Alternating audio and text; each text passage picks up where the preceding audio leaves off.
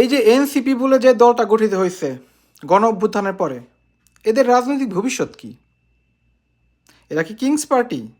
যেমন আজকে টিআইবির যে মহাপরিচালক সে বলছে যে এনসিপি নাকি কিংস পার্টি, কারণ তাদের দুইজন সরকার আছে। এটা কোনো কথা?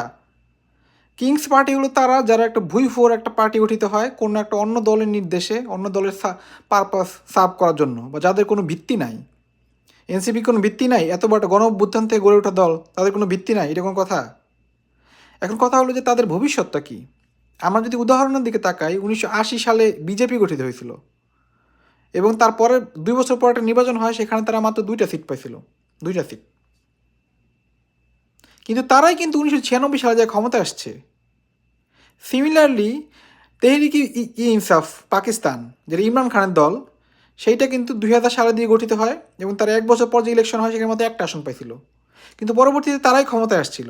সো এরকম না যে যে কোনো একটা দল গঠন করলে ইমিডিয়েটলি ক্ষমতা আসতে হবে, কিন্তু তারা যদি তাদের সততা, তাদের গণ অভ্যুত্থানের প্রতি তাদের যে কমিটমেন্ট, সেটা যদি ঠিক রাখে, তাহলে আস্তে আস্তে তাদের জনসমর্থন গ্রো করবে ওই দুটো পার্টির মতো, এবং এক সময় হয়তো তাদের এই সমর্থনটা ভোট ব্যাংকে পরিণত হবে। কিন্তু সেই জন্য অবশ্যই ধৈর্য এবং অনেক কাঠখড় পোড়ায়ে একটা কারেন্ট এস্টাবলিশমেন্টের বিরুদ্ধে তাদেরকে শক্ত অবস্থান নিয়ে তাদের আগাইতে হবে এবং তৃণমূল পর্যায়ে তাদের আরও সমর্থন জোগাড় করতে হবে।